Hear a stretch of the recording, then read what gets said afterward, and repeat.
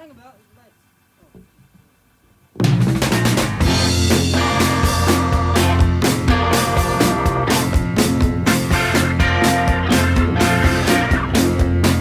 Well, hello, Crashing in Podcast, and today I am joined by the Humdrum Express. Hope you all enjoyed the last podcast I did with Hoopla Blue and Spitz Milk. It was so great having them on, and also stay tuned for the next Kaleidoscope event that's coming up next month. It's going to be great. But this week, I'm talking to the Humdrum Express, and this is based on a gig, an install that was happening at Stylus Records the weekend before last. And also we've got an install coming up the weekend coming, so stay tuned for that with Big Sky Orchestra. But it's a thing I'm starting, and it's we do an install / a live podcast, and I've got some recordings of the install and stuff like that, and I've got the interview obviously. So I hope you all like today's podcast. Today we get talking about his development of the band, how it came from a solo project to a band, and then we talk about the name, the Humdrum Express, and we talk about his latest album, Forward Defensive, and it's literally just recently, a week or two back, been released on digital. So it's on Spotify and iTunes, I guess, and all that digital stuff. So please check it out. So I'm going to let you get on with the podcast. Hope you all enjoy, and I'll talk to you after the podcast is finished. Take care, and I'll see you in a bit. I feel like we should all walk in the shop and all walk out. As we're all stood here, anyway, we might as well get started. We are the Humdrum Express.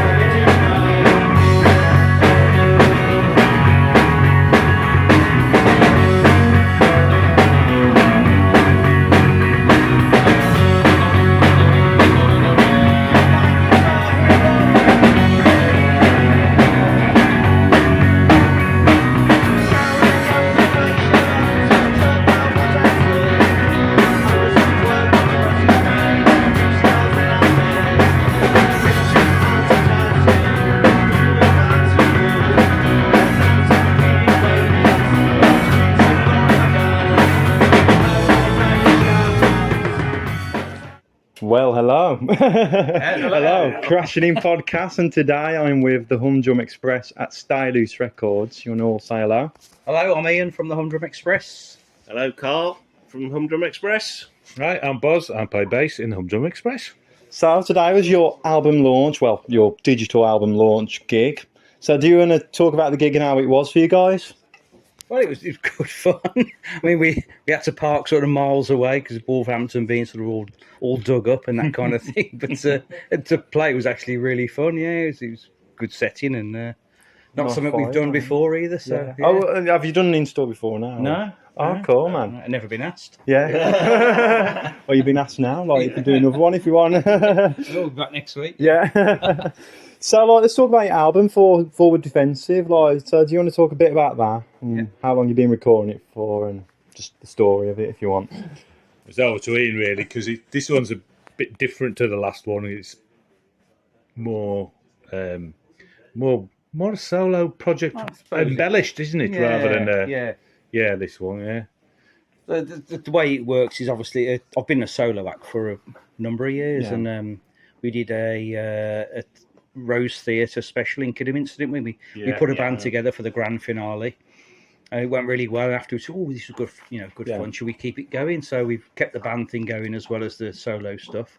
And obviously, with the lockdown being in place, I had a lot of time. I didn't write songs at all, and then I wrote a lot of songs and just started to record them with my producer and built it up that way. And the band are actually only on the one track on this album, but just because of the the way it worked out with recording process, So, what would you say? Would you say it's different to what you've done in the past, music-wise? Like, I suppose just a few little additions like synths and things like that, but obviously the band thing we've kept in sort of at the same time.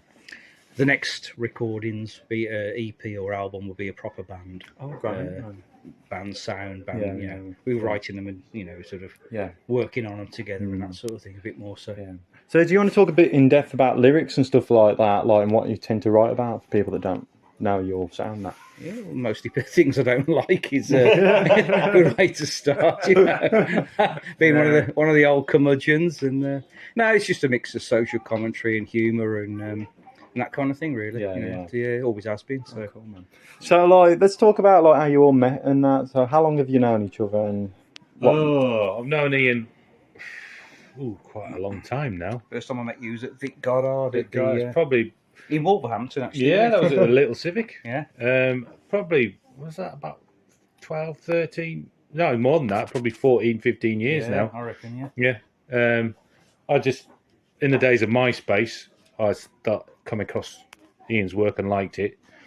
I thought it was a sort of somewhere between Bob, which is an old indie band, and The Clash, which both were good. And we just became friends after that. Met him at the Vic Goddard gig, and we started stalking him, basically. And we went to bullied him into letting me join his band, basically. Eventually, took a long time. I'm persistent. The funny thing was when I asked you to, if you fancied joining, you didn't reply to the text, and about 3 days later, I don't know what's happened to you. Then you'd seen it. Perhaps he's gone off, but no, so that was how it worked. And obviously Carl as well, because Carl has played on a few more records in the earlier days, because Carl would have the drums and I'd still build it up in the studio from then onwards till we got the proper band thing going. But the last album was a bit more sort of band thing with probably 6 or 7 songs with featured band wise, and it would have been the same for this one, but obviously we weren't all together at the same time. In the same rooms. So, what about the other members, like the Keys and that? Yeah, well, the other two are quite recent additions because we lost 2 during, well, not to COVID, but we lost a couple because one moved off to Cornwall to get away from the group, and and the other one had other things. We couldn't devote the time to the group, so we got those 2 in. And actually, I must admit, this is the best band lineup we've ever had. We had a keyboard player and a saxophonist. Yes.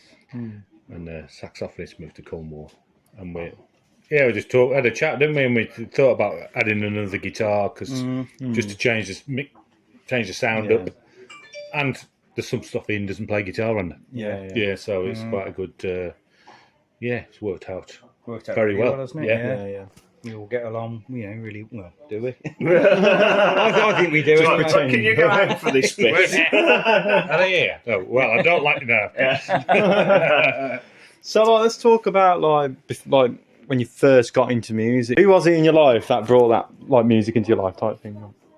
For me, for the Specials actually was the first group that my sister bought the album when it came out, and I was very young, and I had chicken pox actually, and I was at home for 2 weeks off school, being about whatever I was, 8 or 9, and used to just play it every day, and not just the music, just the words as well. And it just teaches you everything more than school. Everything about life and just Equality and yeah, stuff it does, like that. Yeah. It's a whole thing that we'd never crossed before, and but obviously, can I mention I support the Albion? Yeah, In Wolverhampton. I'm not a Wolves fan or Nah, anything. but that was another thing as well. Obviously, with the Albion with black players and things, and it was all sort of tied together, especially with the Albion and the specials playing the Liquidators. Yeah. I was blown away by this when I was younger, Yeah. a kid, and think, wow, this all ties in. Yeah. This is all like the good the good stuff. And he does educate you there. Yeah, true.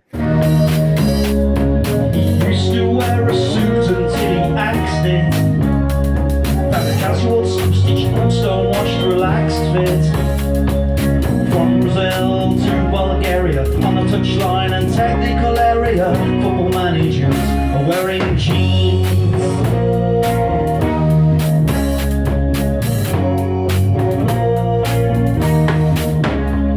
The shelf sports where her ribs slim fit looked hotter. By Sean Dyche and Graham Potter. An assistant coach in shorts in December is an image I'd rather not remember. Now football managers are wearing jeans.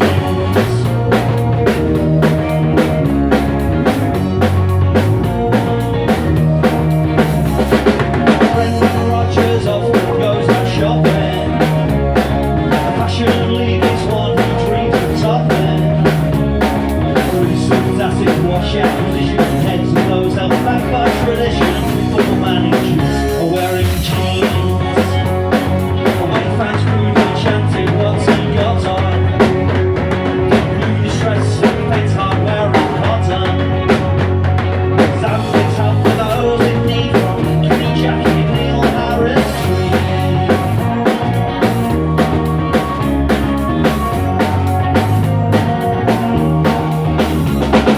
Neil Warnock swears up in the breeze.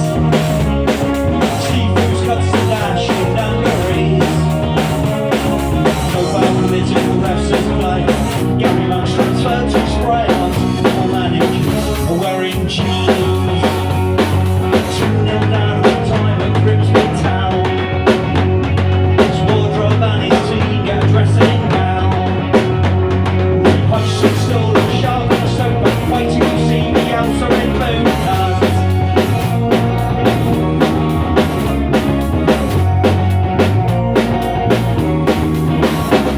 Excitement mounting on a final day. Double denim drove down Wembley Way. A united apparel from dugout to crowd, Rossi and Park. Oh, he's so proud. Football managers are wearing jeans.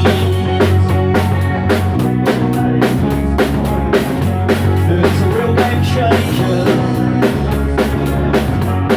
The tactical genius. Victory over two legs.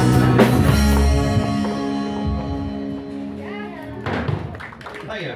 Thank you guys. Well, my brother is 7 years older than me. My sister died now. She was 10 years older than me. And so I had, one side I got like Stax, Motown, Northern Soul. The other side, fittingly, where we are today, Slade. So that was my first thing. And then threw that into the sort of punk and post-punk and then specials and stuff. Yeah. So anything after that. But I was always the, they're not as cool in some circles, but I love Shawaddy Waddy. Yeah, there you go. Yeah. I think we all do, but Yeah. none of us would put it on a podcast. I swear there's a tribute band that they're robbing for that band like the other day. It's probably the actual band, but Probably was actually. There's like a cousin of the original members. Yeah. So they carry the name on, don't they? What about you? Yeah, it was slightly different for me because I'm the elder child, but I'd like parents. Mum was into the Beatles, my dad was into the Rolling Stones, so I got sort of their music in the house, and then they sort of like bought ABBA albums and things like that. So really sort of pop influenced, and then the sort of borrowed older brother, my next door neighbour, was into a lot of sort of classic rock, as it would be called now, but Saxon, White Snake, Def Girls' Leppard. school. No. And he literally lent me about 15, 20 albums. They said, oh, have a listen to these. I was listening to that album this morning. You won't be listening to it again. Shwaddy waddy. Yeah. Do you want to playing in the background of the podcast? No, I'm just going to lick the cycle on the front. Oh, wow. It's great. It's a great album, that. Yeah. Sorry, I got distracted. Do you want to say what? Got distracted by French ladies. Which Do you want to say what album it is for the podcast? Oh, yeah, it's François Hardy in English. So, yeah, François Hardy It's in a great English. album. Yeah. Don't have that one. Don't have anything. Yeah. I don't have anything by a singing We have in two English. copies of that in here, and I had the other copy. I love that. I'm obsessed with that. Bit off the subject. Yeah, well, but but what would you say? Would you say like the music, like you saying you was listening to the specials and that? Would you say that inspired what you play now? Not and stuff really, like no. Although What about lyric wise and stuff like I that? think lyric-wise, Yeah. always, yeah. Yeah. It's just sort of... I can kind of catch on to that really. Like Yeah. it's like what's going on in today's world instead of back then type thing. Yeah, So like it all sort of ties in, and I like a bit of humour as well to mix in. You know, don't be too. I feel too like that serious. helps, to be Yeah, I honest. think so, yeah. Like, I guess, like, Sex Pistols and all that were all, like, very serious. But, Yeah. like, I feel like we need that comedy aspect. And I feel like that's what attracted me to, like, getting you guys in as well. Like, Yeah. because I thought it was just comical and just, Yeah. it was a laugh. Like, and it was nice to hear people laugh on the street and stuff like that. So, like, it's great, Well, man. this is the era where everyone shouts and everyone's got an opinion, sort Yeah, of thing, and yeah. you can't keep doing it that way. It's, No. it's boring. Got a joke about You it as have, well. Yeah. And that's how we all get through it, anyway, isn't it? Yeah. Like, you know, so. It's like, well, like, in difficult situations and stuff like that as well. Like, you've got to just laugh about it and Yeah. laugh your way through life, I guess. Not quite Yeah, gallows humour, but Yeah. sort of. It's you're just taking the out of the people, and but there are so many sort of middle class traits that you can sort of pick up on and rip to pieces. Yeah. So, like, what was the big motivation for you to like form a band and stuff like that? Well, it was that one-off gig, to be honest, at the Rose, because I did an evening with the Humdrum Express, and the first half was like a theatre show with a mock radio station, me turning up pretending I was going to be on the way to my gig on the radio sort of thing. And second half of the show, we came out and I was on my own for about 5-6 songs. Then we pulled the curtain back and everyone, whoa, it's going to group. And so that was it. It was because I wanted to put on a proper show, being in a theatre, a seated venue. It was proper theatre, and we did rehearse the curtain up reveal thing far more than we needed to, just because we were having so much fun doing it. Ian started the song on his own, just playing on the acoustic guitar, and then we sort of kicked in, and the curtain came up, and it was so much fun. Is there any footage of that? Like, I don't think so. No, you had to be the best thing about it was because Ian was at that time known purely as a solo artist. We somehow managed to keep it really secret. So that was the biggest. There was literally a handful of people, sort of close friends and family that knew what was actually going to happen. So there was a literal mass intake of breath when the curtain went up, and the three of us that were the band at the time kicked in, and they were like, "Oh my god, it's Ian with the band!" And it's like. And the Rose, what's it all about? 150, 180? 180, yeah. And it was full. So there was it's a weird sound hearing that sharp intake of breath from 150 people. Well, 140 people perhaps that didn't know it was happening, but it was fantastic. so how would you say you developed? Like, when was that? Like that gig? About 5 years ago. How was it? So, how would you say you developed over the years? Like, being a band together, like playing together and stuff like that.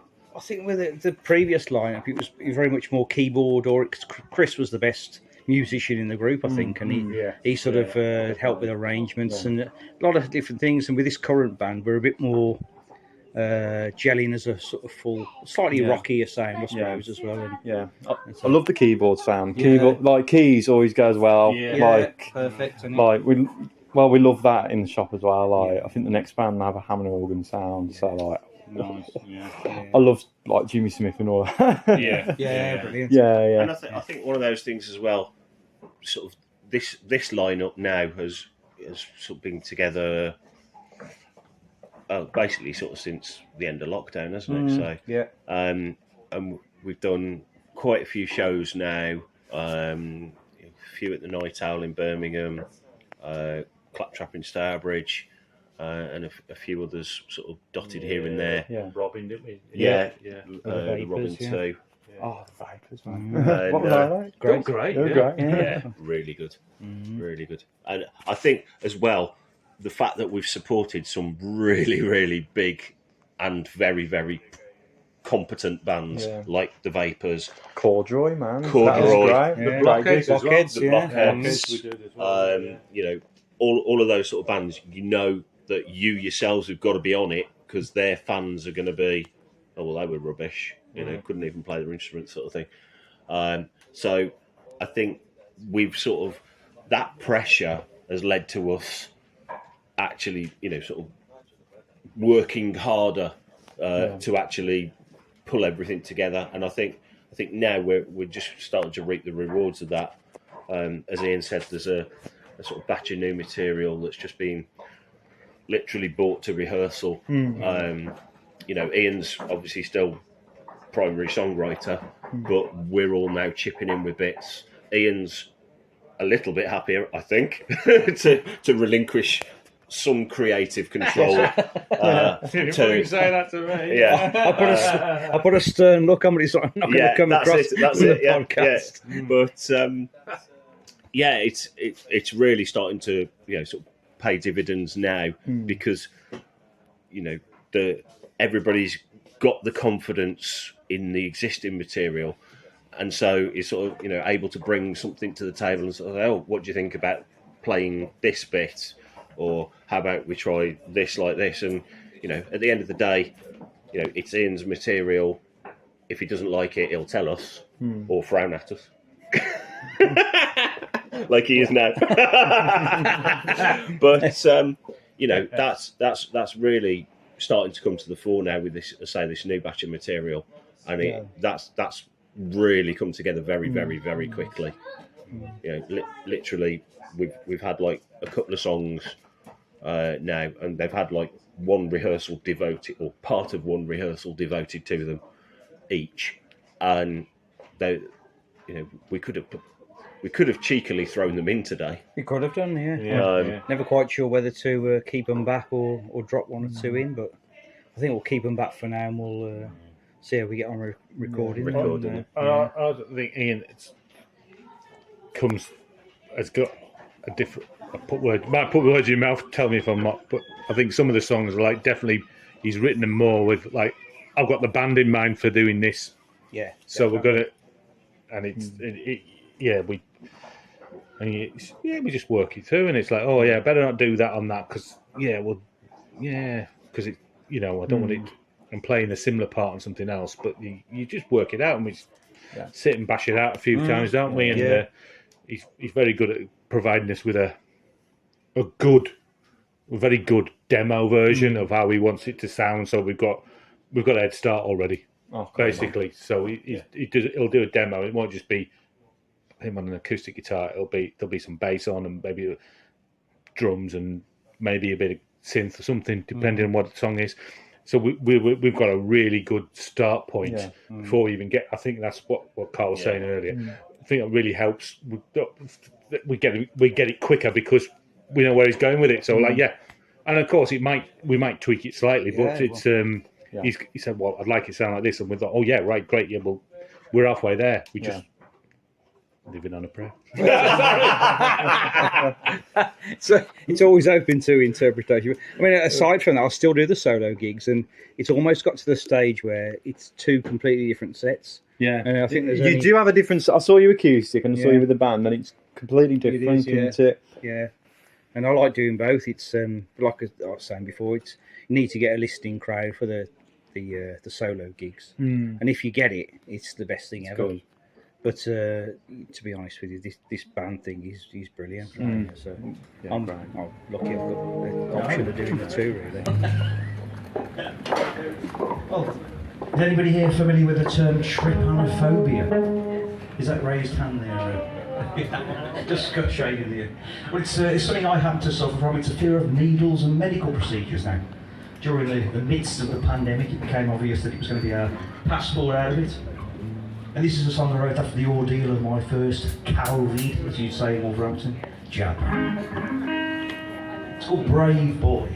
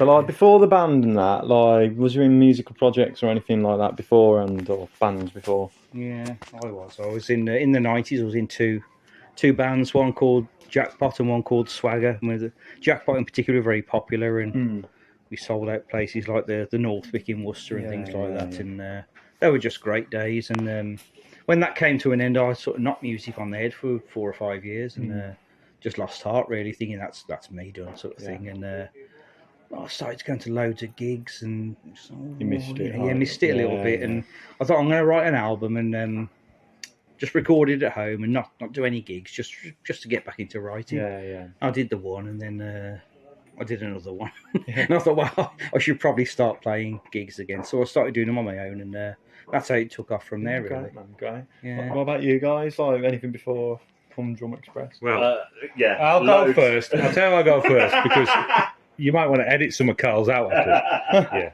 Well, we're currently playing another band. I'm playing a band called Flying Ant Day, and before that, I was in another band, and before that, I'd had a long gap like Ian. You sort of like you play when you're younger, and it doesn't quite work out. You lose a bit of heart, really, and got back into it. So we're still obviously playing Flying Ant Day, but it manages to work out quite nicely, balancing the two. Yeah. But if we're going to talk about balancing, how to balance more than one act, I'll hand you over to Carl. Yes, so play drums for Ian. I'm also in Flying Ant Day, another band called Amoeba Teen. I also play drums in a synth pop outfit called Grand Release, and I've recently started playing drums for another band called Vanilla Pods, who are based in sort of Kidderminster. So yes, wearing many hats, quite literally sometimes. But yeah, I just been in bands since I left school and just continued. And each of the bands that I play in now sort of push me in a different direction. Set me a different challenge almost. So like the synth pop one is obviously very backing track orientated. So there's a lot of, you know, discipline and sort of getting into the whole electronic side of it more. You know, Ian and Flying Ant Day as well were just like two lyrical geniuses that I just had to work with. I just really, John, who's the singer in Flying Ant Day, and Ian are sort of modern day poet laureate type. Yeah. Just the lyrics are just absolutely spot on. Yeah. And Vanilla Pods is I got to know Daria, the bass player, from Vanilla Pods through. She's guested on some Flying Ant Day stuff, and she was also bass player in another band I used to be in called Sleuth. And yeah, their drummer left, and so she phoned and said, "Do you fancy helping out?" So yeah, picked up on that. And Amoeba Teen is a band I'd sort of had a bit of a lull sort of towards the late 2000s, and I just applied, saw an ad online, and they'd just about given up on auditions, and then I messaged them and they said, "Oh yeah, come down to an audition." Went down and we just got talking about bands, and they're the two songwriters are massive fans of Jellyfish. And we just got talking about your favourite albums and stuff like that, and also like, obviously you've got to have Belly Button by Jellyfish in there. They're like, oh, you like Jellyfish? Yeah. What's your favourite stuff? And I was like, well, I've got the fan club box set, which is a thing they put out. I think it was like 3,500, and it was like, yeah, I'd got that. So the fact that I got that, I was ultimately like, oh man, you ordered that. You must be a really massive Jellyfish fan. And that sort of got me the gig. More than my playing, I think. So, let's talk about the name, the Humdrum Express. So, why that name and where did it come from? Well, originally I wanted the Humdrum something, and then it came back from the Hogwarts Express, actually. But then when I put them together, this could mean so many different things. It could be like a boring newspaper or a commuter train or anything like that, you see. And it's Bob Harris refers to it as the best band name of all time, which is a nice thing to say for the chap, you know. Good on Hear that name drop there? Yeah. Do you want me to talk about Ian McCulloch? Yeah? I think you told me, yeah. We're building up to that or not? Yeah, if you want. I can do if you want to. This is entertaining. Can I for the just listeners. get coffee, please? Of course you can, yeah. Going cold. Go on. I did a gig with Ian McCulloch once, which was one of the most memorable I've ever done. And they told me to arrive at a certain time because Ian's arriving at 3 PM, and when I got there was some professional autograph hunters outside. Are you Ian? I said, well, I am, but I'm not the one you're looking for. Anyway, we got inside the venue, and he still hadn't turned up. And eventually, an hour later, he rocked up the place, and I held my hand out. All right, Mac, how you doing, mate? He just looked at me up and down, turned his back, and just sauntered off. And anyway, he insisted then that the whole room was turned pitch black for the sound check. And he came on stage and he said, "Buffalo and butterflies." I thought, God, his voice sounds a bit rough. But the girl that drove him down from Liverpool, she wasn't allowed anywhere near the dressing room area. He was a complete sort of diva character. And I wasn't allowed anywhere near the middle of the stage, so I had to pay my side, right on the edge, into the far corner of the Robin 2. And they sort of developed from there, really. And that's the cool thing about him. It is, like, though, he's yeah. part of the act. Didn't put me off him in any way at all. No, that wouldn't have put me off. Like, I would have loved that, to be honest. I said that the last time. I said I would have loved that. I would have been all over that. So, as with you got your album out and stuff like that. Do you want to talk about where you can get your music and stuff like that, whether it's Bandcamp or music, whatever? Well, as of yesterday, it's available, obviously, Spotify and YouTube and iTunes and everywhere. But we actually released the album about 6 weeks ago, but there was a hitch with the cover design because it's got loads of different sort of celebrities on it, which I printed off the internet, ripped up, stuck on a big piece of cardboard and photographed, you see. And I didn't realise there was going to be some sort of copyright issues with some of them, and so it was delayed for a month. And then it was delayed further by the fact that 2 songs had already been released as singles. Would we want the same catalogue numbers, etc.? And which obviously we did. But, it was just a long process. And so we've got here today where we are now, and it's finally out to everybody. So all those that don't like to pay for music can access it now. Yeah. Well, it's also in Stylish Records as well. So come down here and we'll. It is exactly. Give it, So on the last couple of questions now. Is there any bands you'd like to shout out or recommend to the podcast? Yeah, Flying Ant Day. Yeah. Brilliant. I was trying to know what the groups are like, actually. Go, Boz first. French Boutique. Soul Underground. They're 2. Brilliant band. Yeah, fantastic. Yeah. The Deep Six, which feature ex-members of Making Time, and they're great. They're a great sort of mod pop band as well. Yeah, lyrically, I admire Benefits as well. They're sort of edgy stuff. It's sort of real social commentary with a tough edge, and it's sort of alarming stuff. I think it's brilliant. Absolutely brilliant. Love stuff like that. Yeah. As Boss says, French Boutique, possibly one of my favourite bands. Best band in the world. Yeah. No doubt. We've played with them several times, and they are thoroughly nice people. Great name as well. Yeah. French Boutique. And they're sort of based in Paris, and the keyboard player's based in London. But they come over to the UK quite a lot. For a lot of sort of mod festivals and various gigs. So if you do see the name crop up anywhere near you, get down there to see them, because they are just phenomenal. I think I saw a picture of them and they just looked like the coolest band. Yeah. They are. They are. They're cool people, and the music. The French are cool as well, ain't they? It was playing a lot of French psych then, and it's just such cool music.